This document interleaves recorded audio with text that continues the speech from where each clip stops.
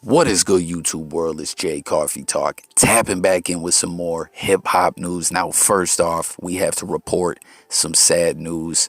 A hip-hop legend passed away Wednesday.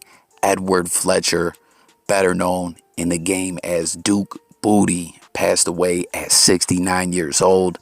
Now, he's, from a little before my time, but still a legend that we most definitely have to give him his flowers, because even though he's from before my time, I'm still very familiar with one of the biggest hip-hop songs ever of all time that Duke is not credited as like performing the song, but it's kind of interesting. I did not know of this.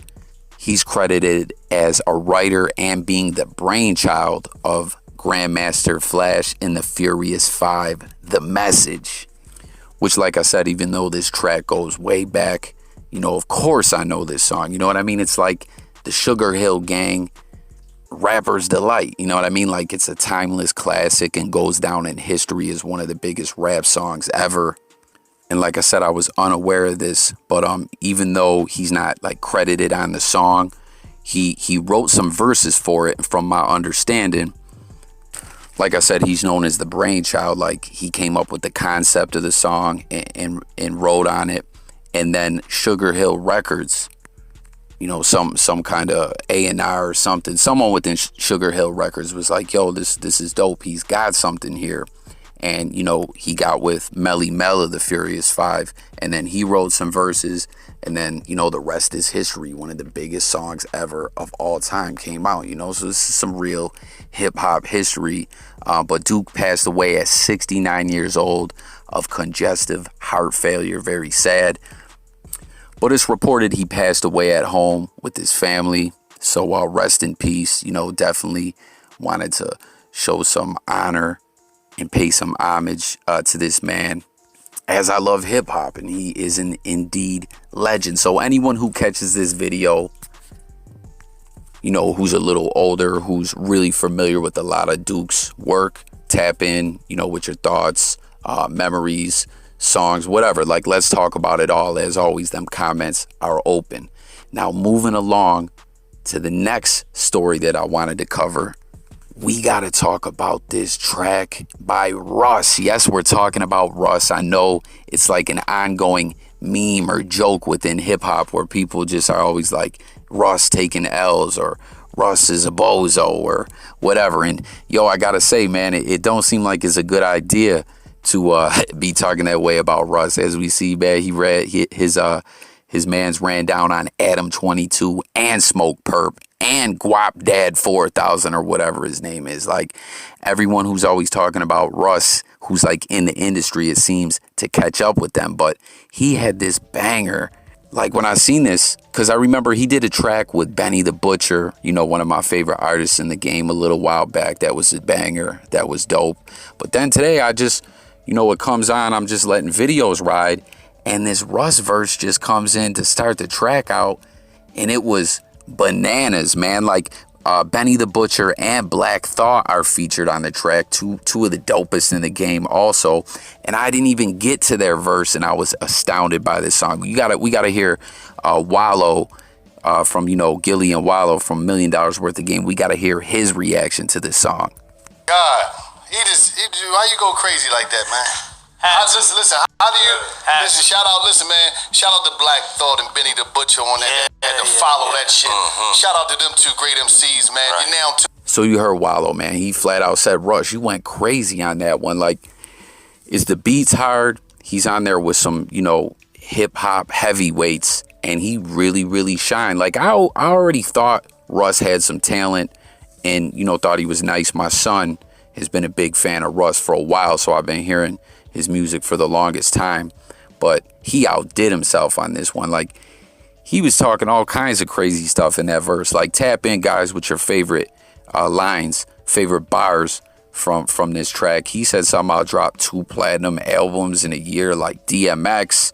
He said that rap game is full of clowns in disguise, like Gacy or something. Like, he was all over the place, man. Like, I was like, wow. Like, remember back when Joe Budden called himself kind of trying to diss Method Man with the whole bracket, hip-hop bracketology situation, and then Joey ended up, like, someone from Wu-Tang affiliate ended up catching up with him and punching him in the face over that whole, like how he was talking about, man, if Method Man were to spit a verse right now, I bet you I would sit here with, like, no emotion on my face. And was it Ed Lover that he was speaking to on the interview that was like, Joey, if Method Man spit a verse, I bet you my face would contort up into all kinds of expressions. That's how I felt on this Russ song. Like, this shit was serious. And like I said, and then we're not even getting into Benny and Black Thought's verse, you know? Like, this song is crazy. Once again, hit the comments with your thoughts on it. Then, like I said, another Benny feature and Black Thought, hip-hop royalty, you know what I mean, on the track too. Like, that's a serious cosign for Russ, in my opinion. Like, that means to me, Russ is getting some respect from some of the top MCs in the game. And let's not forget, Russ did this all on his own, independent, engineered, mixed, mastered, produced his early work. Like, shout out to Russ, man. Like, what is it? Why is Russ always getting ished on by people? Where, like I said, I'm sure you guys are familiar with that ongoing joke, like, Russ is the clown of the rap game. Like, I don't know. I don't see it that way. I want to know what you guys think in the comments, though. Let's talk about it. But moving along to the last story that I had to cover here, and I'm really excited. I'm so excited. I'm talking wrong to bring you guys this story. If you rock with the channel, you already know J Coffee Talk is diehard Bills Mafia, and I'm turned the fuck up right now from the success we're having. You already know, if you follow the channel, that Griselda is the truth, in my opinion, in my book. They're so dope. The way they did it, like the way they took over the game, all that, like, Griselda's the truth to me. Well, check this out, man. Conway the Machine on Buffalo News, you know, local news, did an interesting piece talking about the Buffalo Bills and just how much he loves Buffalo and how dope it is that Buffalo is getting, you know, some shine right now. Like, check this out. So when you talk about Buffalo on the rise, you of course have the Bills, but you also have music. Ashley Holder is back now with the story, talking with Buffalo native Conway the Machine and how Griselda has lifted Buffalo in the rap scene. Let them know, man, we here to stay, man. You know what I'm saying? Buffalo, we got something to say, too. Touchdown, Buffalo!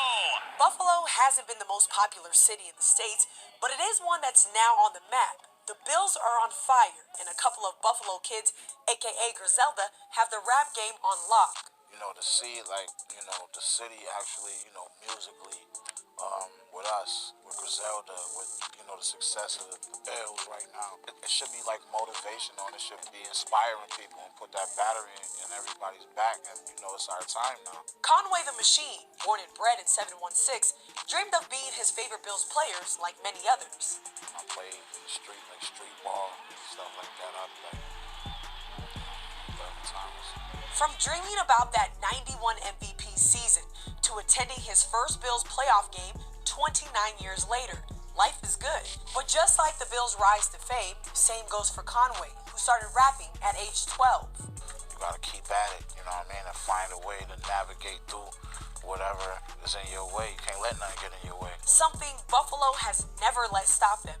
A city that once had a sticky stigma. I never really could grasp or understanding of that. Buffalo is a beautiful city, you know what I'm saying? It's a lot here that comes from there. It's just we don't never get a shot. It's that chip on Buffalo's shoulder that's pushed them to where they are today. Not just as a team, but as a city. Being a Bills fan, like, you know what I'm saying? We selling out them games. We out there at, you know, 8, 9 o'clock in the morning, tailgating and stuff through losing season after losing season. And we still, you know what I mean, diehard Bills Mafia. Feels good to see, like, the success the team having now. It's like, you know what I mean, it's real gratifying. A full circle moment of hard work and dedication. And with success doesn't mean you leave. Home is where the heart is. I want to stay hungry. I don't want to lose that, you know what I mean, that edge, that chip on my shoulder, that drive, you know what I mean? I don't want to be in Hollywood or somewhere, some big fancy studio. I feel like I can't get the best out of me that way. man, did you hear what Conway was talking about on there? Like, I loved hearing this. Everyone, I'm sure, who's from Buffalo, from the 716, will love this as well. But like I said, you guys who follow the channel, you always hear me talking about the Bills. You always hear me talking about Griselda. And, you know, I mentioned about how, like what Conway was saying, how Buffalo has a chip on our shoulder because people want to act like Buffalo is just nowhere, like it's farmland and it's like there's nothing going on in Buffalo. Like, Buffalo is a great city.